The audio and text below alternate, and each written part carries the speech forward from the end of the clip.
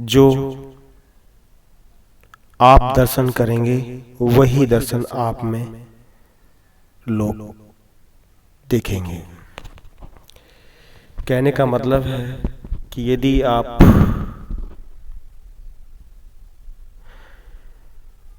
आप किसी से प्रेम करते हैं और यदि आप किसी के प्रति हल्के रहते हैं, सॉफ्ट रहते हैं,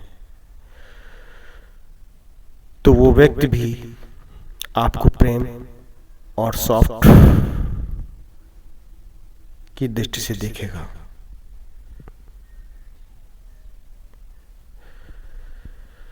कहानी के माध्यम से इस बात को समझाने की कोशिश करते हैं, क्योंकि अगर हम प्रॉपर इस बात को जैसी है उस तरह समझाएंगे तो लेवल बहुत ऊपर का हो जाएगा और शब्द इतने पेचीदा हो जाएंगे कि उनको समझना मुश्किल पड़ेगा।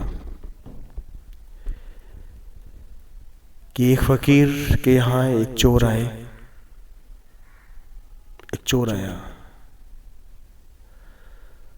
फकीर ने चोर को देखा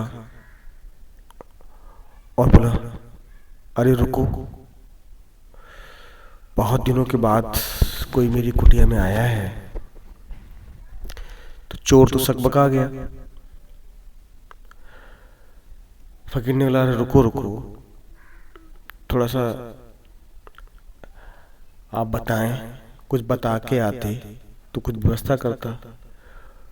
अब आप आए हैं इतनी रात में, तो ऐसा करो कि कुछ जरूरत पड़ी होगी तुमको। तो चोर उस फकीर की कुटिया में उसे कुछ ना मिला, सिर्फ एक कम्बल मिला। तो जब जैसे फकीर ने उसे जाना देखा तो वो जाने की कोशिश करने लगा, भागने की कोशिश करने लगा। फकीर थे, वो जान गए कि चोरी करने आए हैं। उन्होंने उनको बुलाया कि रुक जाओ, ये कम्बल है और तो कुछ है नहीं, इसे तुम ले जाओ। तो चोर ने कहा, अरे भाई मुझे माफ़ कर दीजिए, मैं धोखे से इधर आ गया, मेरा ऐसा कोई इरादा नहीं है। उन्होंने कहा नहीं। तो खुद चोर जो होते हैं वो किसी न किसी धनी व्यक्ति के पास या बड़े व्यक्ति के घर में चोरी करते हैं। मैं यहाँ सालों से रह रहा हूँ, कोई मेरी कुटिया में आता भी नहीं है, और आज तुम आए हो तो तुमने मुझे धनी व्यक्ति और बड़े व्यक्ति का आभास करा दिया। अब आए हो तो कुछ तो लेके जाना ही पड़ेगा। तो चोर था, जो मिले वही बहुत। वह चौंकते हुए, हकबकाते हुए, करूं कि ना करूं असमंजस में बहुत था। फकीर ने उनको अपना कम्बल दे दिया और कहा, लेके जाओ, मेरे पास यही है। अगर तू पहले से बता के आता तो मैं कुछ और व्यवस्था कर लेता। चोर बड़ा ताज्जुब में आ गया कि ये व्यक्ति कैसा है। मेरे तो उसके तो हाथ पैर फूल गए कि ये कैसा व्यक्ति है। कहीं मैं ऐसा तो नहीं कि मैं किसी विशेष साधु संत के चोरी कर रहा हूं, उसका मुझे पाप का भागी बनना पड़े। उसने मना करने की कोशिश की, लेकिन वो साधु नहीं माने। जब वो जाने लगा तो साधु ने कहा, अरे रुक। तो रुक गया और उनका, रुक जरा दरवाजा बंद करते जाना। चोर ने दरवाजा बंद किया और कम्बल लिया चला गया। कुछ दिनों के बाद उस चोर ने अपनी प्रवृत्ति के बस किसी धनी व्यक्ति के यहाँ चोरी की, और जब उसने वहां उनके यहाँ चोरी की तो धनी व्यक्ति ने सम्राट के यहाँ, राजा के यहाँ अर्जी लगाई कि हमारे यहाँ चोरी हुई है। जब राजा के सिपाही ने खोज की, जांच पड़ताल की, तो वो चोर पकड़ा गया और उसके पास सामान भी पकड़ा गया। तो जब उसको सभा में लाया गया, बेच सामान के अर्जी लगा, उसको पकड़ लिया गया, हाजिर किया गया। सब अपना अपना सामान लेने लगे। कम्बल की बात आई और सजा की बात आई तो जो भी वहां पर न्यायाधीश थे उन्होंने कहा कि भाई जी कम्बल किसका है? उसने कहा साधु बाबा का। कह रहे तूने साधु को भी नहीं छोड़ा? अरे तो उसको छोड़ देते क्योंकि उन्हें तो तमाम लोग जानते हैं, उनके पास है ही क्या। हो सकता तुम्हारी सजा कम कर दी जाती या कम दी जाती, लेकिन तुमने उस साधु को नहीं छोड़ा, इस निर्दयता की वजह से तुम्हारी सजा बढ़ा दी जाएगी। कि कमल किसका है? उन्होंने साधु का नाम लिया। तो चोर कहने लगा कि ये हमने चुराया नहीं है। बात धनी आदमी से खत्म होकर उस फकीर की बात नाम आते ही बात ने मोड़ ले लिया। उसने कहा मैंने चुराया नहीं, उन्होंने मुझे खुद दे दिया। उन्होंने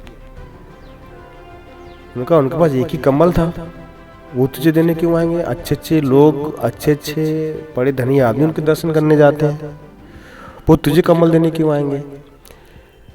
कि ना मानो तो भाई पूछ लीजिए। तो भाई उन साधु को बुलाया गया, महात्मा जी को बुलाया गया कि अगर ये कह देंगे कि चोरी किए हैं तो इसको सजा दी जाएगी।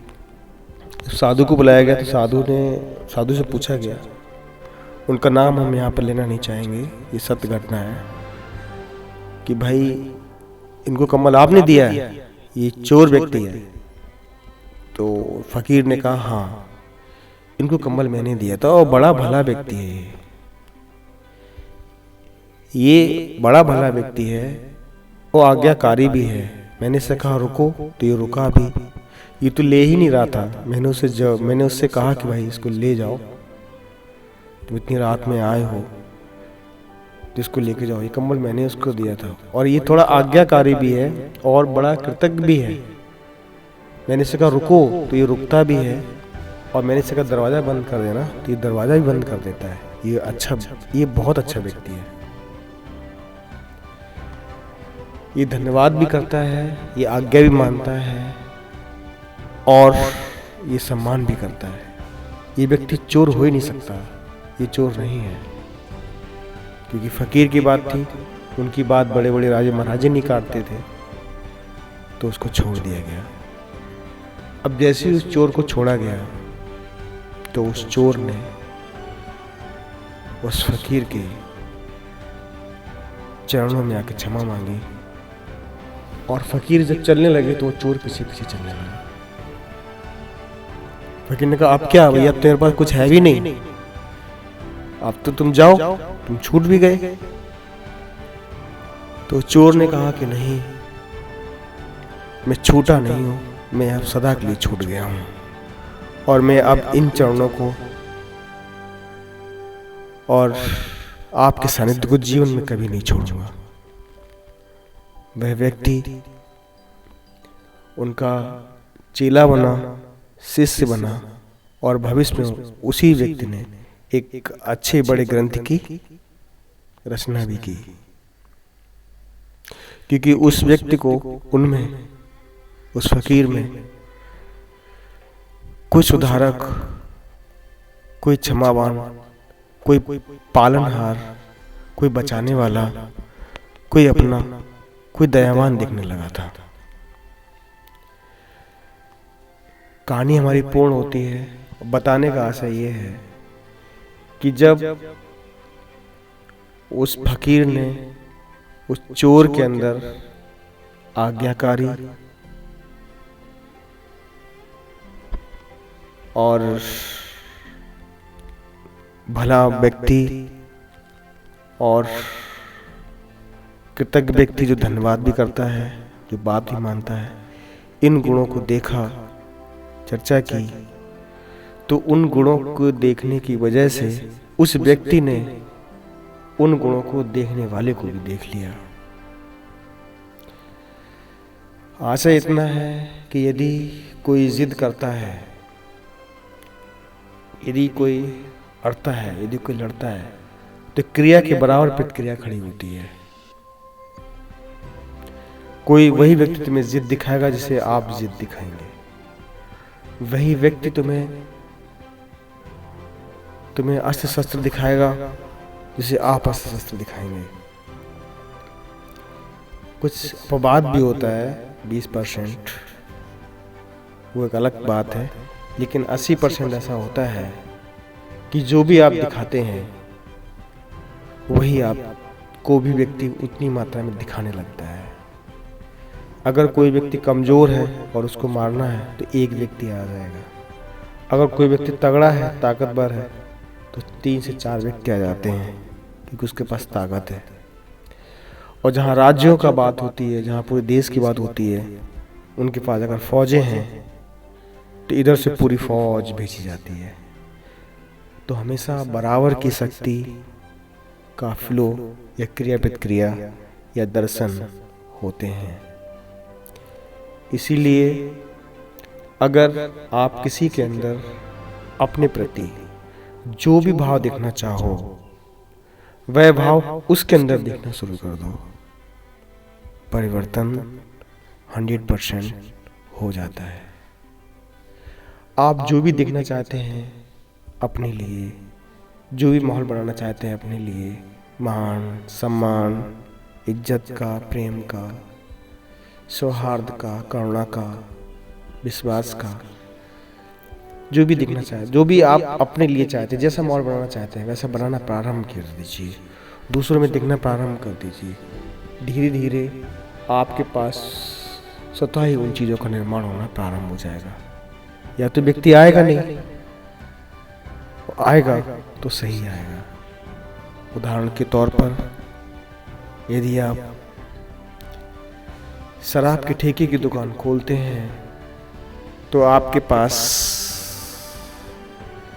ऑटोमेटिक से उस दुकान पर शराबी व्यक्ति आना प्रारंभ हो जाएंगे। धीरे धीरे वो ग्राहक बन जाएंगे और डिमांड बढ़ने लगेगी। वहाँ पर कोई साधु नहीं आएगा जल्दी। ऐसी अगर आप सत्संग घर खोलते हो, सत्संग बनाते हो, तो वहाँ पर भी जो भी उस प्रवृत्ति के लोग होंगे वो वहाँ आने लगेंगे। तो जैसे हम होते हैं, हमको समाज में वैसे लोग मिल जाते हैं। अगर आप चाहो कि समाज में साधु मिलें तो समाज में साधु मिलते हैं। अगर आप चाहो कि बाहर पुलिस वाले मिलें तो बाहर पुलिस के लोग मिलते हैं। आप चाहो कि बाहर हमको खिलाड़ी मिलें, खिलाड़ी मिल जाएंगे। बाहर ऐसे लोग मिल, जैसे आप चाहते हो वैसे लोग बाहर मिलना प्रारंभ हो जाते हैं। तो ये है दर्शन का सिद्धांत। ये जब हम किसी में अच्छाइयाँ देखना प्रारंभ कर देते हैं, उसमें अच्छाइयों पर अपनी नज़र रखते हैं, तो वो मुझ में ऑटोमेटिक से अच्छाइयाँ देखना प्रारंभ कर देता है। अब ये क्रिया बिल्कुल सत्य भाव में, बिल्कुल पवित्र भाव से होनी चाहिए। अगर हमें किसी में सत्य देखना है, अच्छाई देखनी है, तो हम अच्छाई ही देखें और आपके प्रति अच्छाई ऑटोमेटिक आ जाएगी। या जो ऐसा नहीं करेंगे वो ऑटोमेटिक हट जाएंगे। ये अकाट्य सत्य है, ऐसा ही होता है, ऐसा ही होगा। अपने प्रयास व्यर्थ में, अपनी मेहनत व्यर्थ में ना गमाएं। थोड़ा सा गौर फरमाएं, समीक्षा करें। बताया हमने कम है, इसको और अच्छे से समझ लें। और फिर अगर आप दिनचर्या करते हैं, व्यवहार करते हैं, इम्प्लीमेंट करते हैं, तो परिवर्तन अवश्य होता है। धन्यवाद।